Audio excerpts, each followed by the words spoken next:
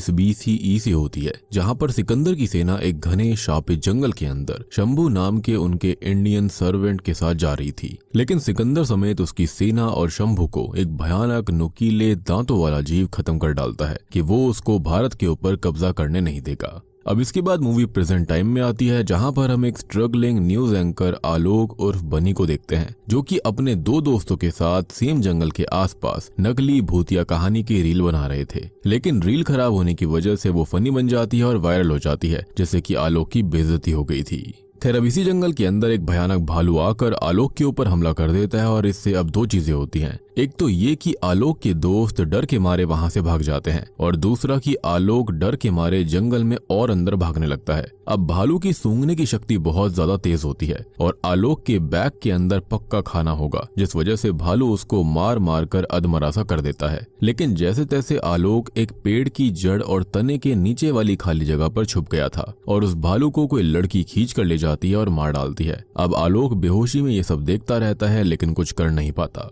अब जब आलोक को होश आता है तो हम गौर करते हैं कि ये लड़की उसकी धड़कन और सांसें नोटिस कर रही थी। होश आने पर दोनों एक दूसरे को अपना इंट्रोडक्शन देते हैं, जहां पर हम लड़की का नाम जान पाते हैं, जो कि था ताड़का। और ये सुनकर यहाँ पर आलोक को थोड़ा अजीब लगता है। अब जिस भालू को ताड़का ने खत्म किया था उसको कोई खींच कर ले जाता है, जहाँ पर हमको ज्ञात होता है कि ताड़का और ये लोग असल में बेताल प्रजाति के हैं। और इस भालू का सैक्रिफाइस करके माता के स्टैचू पर बने हुए दिल के ऊपर खून से लेप किया जाता है। यहाँ पर हम एक एक्ट भी देख पाते हैं, जहाँ पर रक्त बीज और माता के बीच जो युद्ध हुआ था उसको यहाँ पर परफॉर्म किया जा रहा था। जिसके बाद फिर एक अंधेरी गुफा के अंदर इस भालू को फेंक दिया जाता है। लेकिन इस गुफा के अंदर कैद यक्षन नाम का जो सबसे ओल्डेस्ट बेताल होता है, वो भालू को बाहर फेंक देता है, ये कहते हुए कि उसको जानवर नहीं बल्कि इंसान चाहिए। खैर, अब ताड़का और आलोक के बीच नजदीकी बढ़ती रहती है, लेकिन ताड़का के बाकी साथी, जिसमें यक्षासन का सहायक वीरेन जो होता है, वो आलोक को पीटकर अपने साथ अपने इलाके में सबके सामने ले जाता है।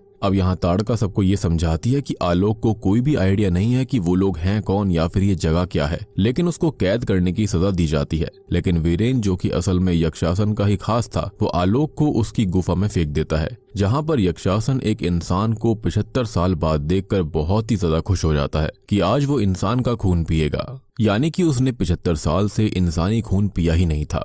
और सबसे बड़ी बात ये कि वो पिछले 75 साल से यहाँ कैद है।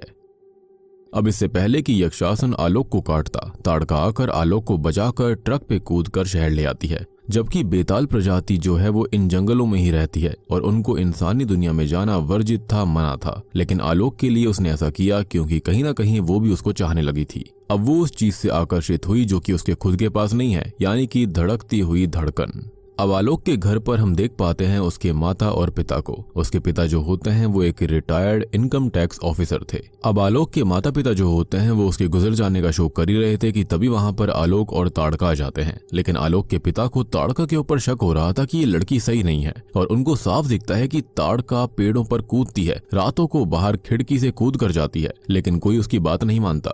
आलोक खुद ताड़का से प्यार करने लगा था, जो कि उसका नाम सबको तारिका बताता है। अब ताड़का जो है उसको जानवरों का खून पीना होता है, डॉग्स का खून पीना है। ये ना बिल्कुल ट्वाइलाइट के कलन फैमिली परिवार जैसा है। इंसानी खून पी सकते हैं लेकिन खून पीते नहीं, जानवरों पर ही सरवाइव करते हैं। खैर, अब यक्षासन को भी पता लग चुका है कि ताड़का आलोक को लेकर इंसानी दुनिया भाग चुकी है और वो बस वीरेन से ये कहता है कि वो जाकर ताड़का और आलोक को वापस लेकर आए, क्योंकि वो उसका शिकार था। खैर, अब आलोक और उसका पूरा परिवार प्योर वेज होता है, तो उसको लगा कि ताड़का को शायद से नॉनवेज खाना होगा, जिसके चलते वो जाते हैं फर्स्ट डेट पर, जहाँ पर पॉइजन बेबी सॉन्ग आता है। अब ताड़का यहाँ पर शराब पीकर लड़कों से घुल मिल जाती है और वापस आते टाइम वही लड़के उनके पीछे पड़ जाते हैं। अब ये लड़के आलोक को पीटने लगते हैं और बस ताड़का अपने बेताल रूप में आकर इन सभी लड़कों को पीट डालती है, क्योंकि आलोक को पिटता देख वो खुद पर कंट्रोल नहीं कर पाई। उनके लीडर को वो काटने ही वाली थी, लेकिन आलोक उसको रोक देता है और अपने साथ घर ले आता है। लेकिन तभी हम ये देख पाते हैं कि वीरेन जो होता है वो इन सभी गुंडों की गर्दन तोड़कर उनको खत्म कर डालता है, ताकि कोई भी सबूत ना बचे कि किसी ने क्या देखा था, यानी कि बेताल देखा।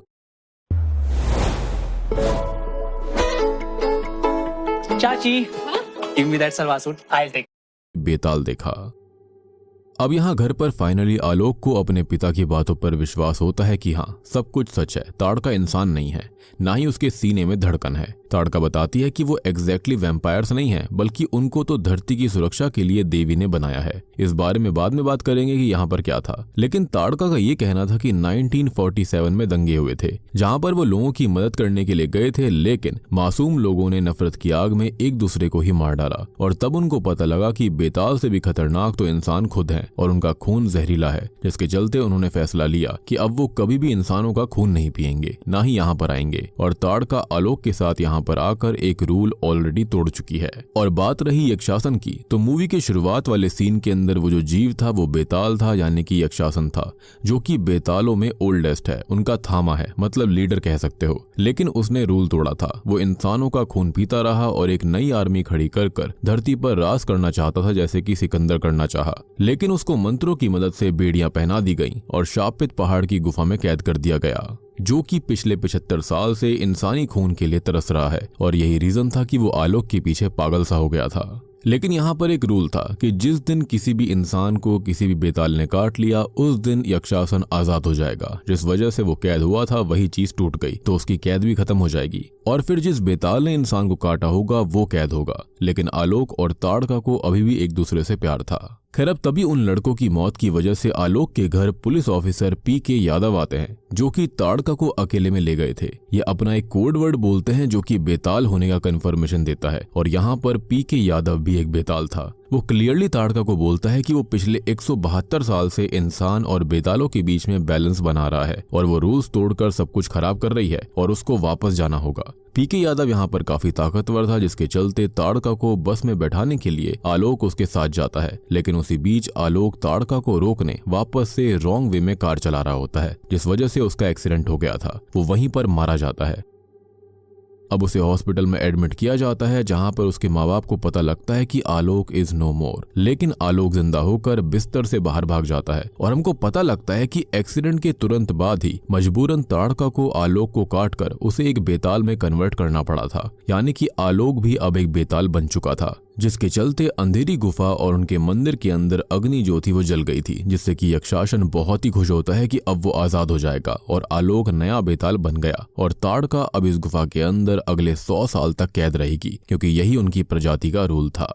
एनीवेज, अब हॉस्पिटल के अंदर आलोक के अंदर बदलाव आते हैं। वो ब्लड बैंक के अंदर खून पीने लगता है। उसके पिता उसको देखते हैं, लेकिन वो अपने लंबे दांतों से अपने ही पिता को डरा देता है। और बस अब आलोक के पिता की आंख घर पर अगली सुबह खुलती है, जहां पर वो सबको बताते हैं कि आलोक के साथ क्या हुआ, लेकिन कोई भी उनकी बात नहीं मानता। अब आलोक को धूप से चुभन हो रही थी, दिन में विजन भी ब्लरी होता है और अब जाकर ताड़का उसको समझाती है कि वो जिंदा नहीं रहा, वो बेताल बन चुका है। कुछ चीजें हमको समझ आती है कि क्यों ताड़का कभी झूठ नहीं बोलती थी, क्योंकि बेताल कभी झूठ नहीं कहते। एज इससे उनकी आंखें लाल चमकने लगती हैं और दांत बाहर आ जाते हैं। अब बेताल जो है वो असल में इस धरती के रक्षक हैं, जिनको स्वयं देवी ने बनाया था। रक्त बीज से जब लड़ाई हुई थी, तब जब भी उसके रक्त की बूंद जमीन पर गिरती, तब एक नया रक्त बीज जन्म लेता। तो इसी चीज के निवारण के लिए माता ने बनाया बेताल को, ताकि वो उस खून को पी सके। और ये बेताल ही लोगों के रक्षक हैं। अब उनके वहां पर एक भविष्यवाणी भी हुई थी कि एक ऐसा बेताल आएगा जो कि बहुत ताकतवर होगा, जिसके सीने में धड़कन रहेगी और वही होगा उनका असली थामा। लेकिन आज तक ऐसा कोई बेताल नहीं हुआ जिसके सीने में धड़कन हो, मतलब ऐसा जो कि इंसान के साथ रहकर भी पहचान में ना आए कि वो इंसान है या बेताल।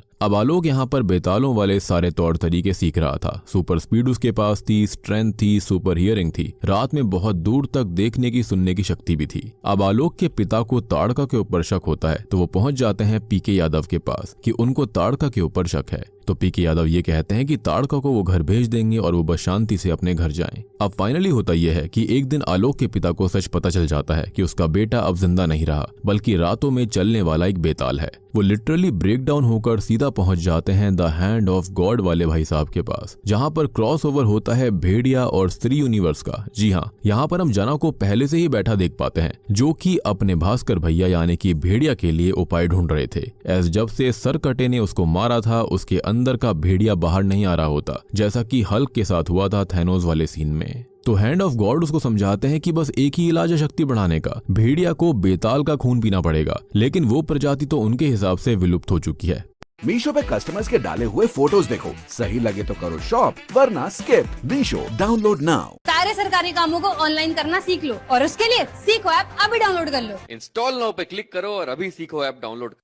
विलुप्त हो चुकी है, काफी टाइम से नहीं दिखी। लेकिन वी ऑल नो कि ऐसा नहीं है, वो बस छुपे हुए थे। खैर अब आलोक के पिता जना को इंतजार करने के लिए कहते हैं, एज उनको उनकी दिक्कत ज्यादा बड़ी लग रही थी। हैंड ऑफ गॉड बताते हैं कि इसका कोई सॉल्यूशन नहीं है, एक्सेप्ट कर लो, बेताल वापस से इंसान कभी नहीं बन सकता। और बस निराश होकर आलोक और उसके पिता वहां से चले जाते हैं। I mean, आलोक ने तो ऑलरेडी एक्सेप्ट कर लिया था, लेकिन उसके पिता इस चीज को एक्सेप्ट नहीं कर पा रहे थे।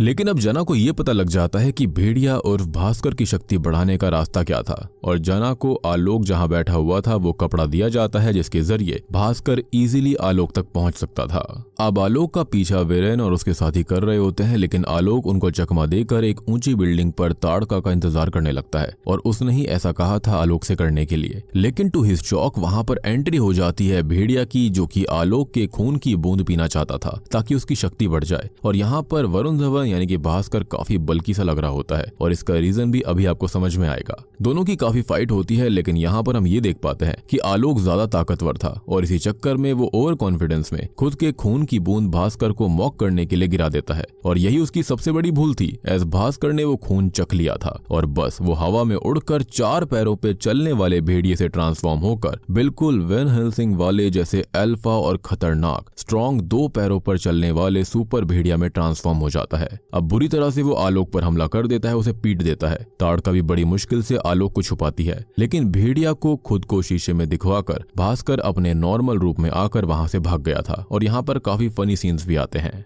मतलब कि यहाँ पर आलोक का खून पीकर भेड़िया बिल्कुल पागल सा हो गया था, और ऐसा लग रहा था कि जैसे यहाँ पर भेड़िया ने स्टेरॉइड्स को इंजेक्ट कर लिया हो।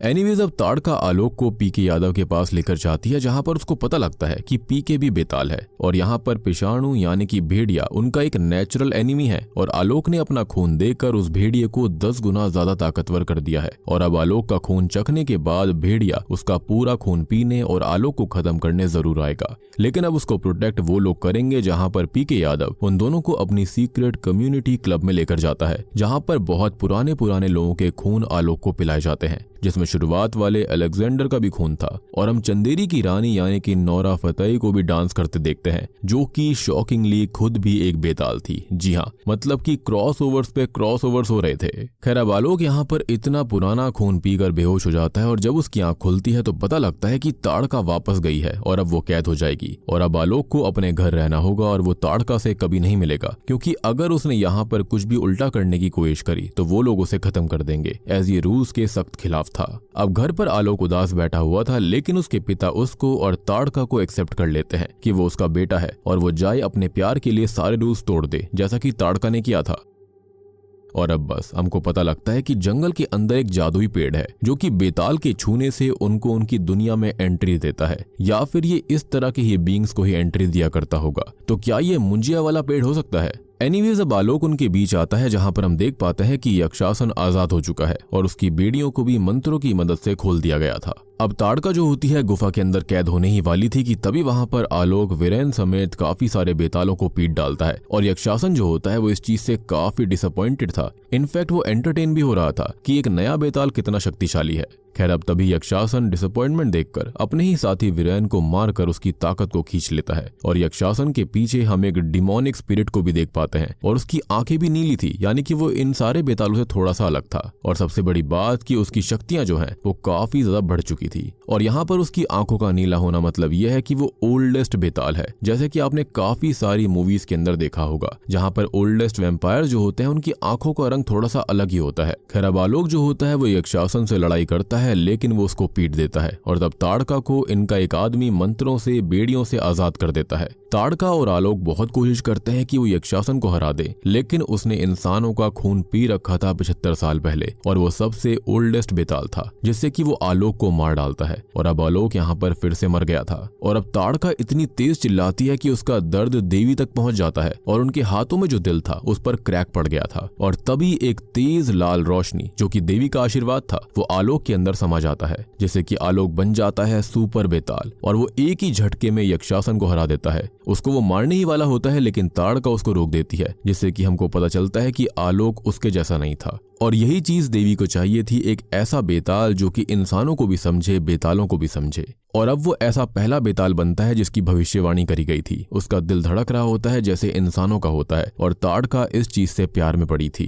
एंड नाउ आई बिलीव कि वो एक हाइब्रिड टाइप का बन चुका है जो कि शायद से खून भी पी सकता है और नॉर्मल खाना भी खा सकता है। ये चीज तो चलो थामा 2 में देखने के लिए मिलेगी, लेकिन ये मेरा पर्सनल ओपिनियन है। खैर हम ये भी जान पाते हैं कि पक्का ताड़का का भी कोई ना कोई पास्ट रहा होगा जिससे कि वो बेताल बनी थी। खैर अब फिर से यक्षासन को कैद कर दिया जाता है और न्यू थामा बनता है हमारा हीरो आलोक। लेकिन वो ये कहता है कि अब कोई भी किसी के सामने नहीं झुकेगा, सब एक समान है और वो बैलेंस लेकर आएंगे इंसान और बेतालों के बीच में। लेकिन तभी शॉकिंगली हम देखते हैं कि सरकटा अभी भी मरा नहीं था। अब या तो ये हो सकता है कि स्त्री 2 के अंत में अक्षय कुमार ने यहाँ पर सरकटे की शक्ति को सोख लिया था जो कि मुंजिया लेकर आया था, तो मे बी वो अक्षय कुमार है अपने ट्रांसफॉर्म्ड स्टेट में, या फिर खुद सरकटा ही हो सकता है जिसका शरीर लावा की वजह से ऐसा हो गया होगा, जो कि यहाँ पर यक्षासन को आजाद करके अपने साथ ले जाता है। और जो बेड़ियां आलोक नहीं खोल पाया था, ना ही ताड़का खोल पाई थी, वो सरकटा आसानी से खोल कर ले गया, या फिर ये कहें कि पिघला कर ले गया। तो ये तो पक्की बात रही कि वो इन सबसे शक्तिशाली है,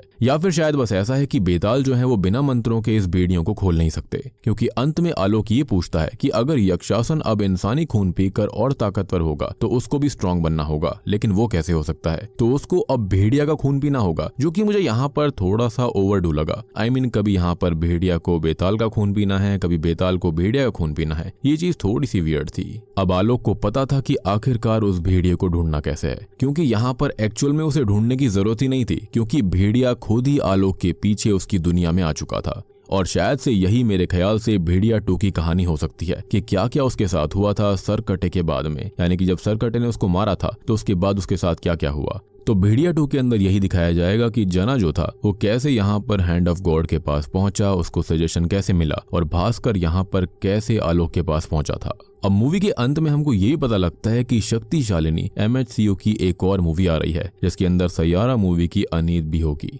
और बूम, इसी के साथ में थामा मूवी यहीं पर खत्म मूवी है। साथ ही साथ यहाँ पर 3 आइटम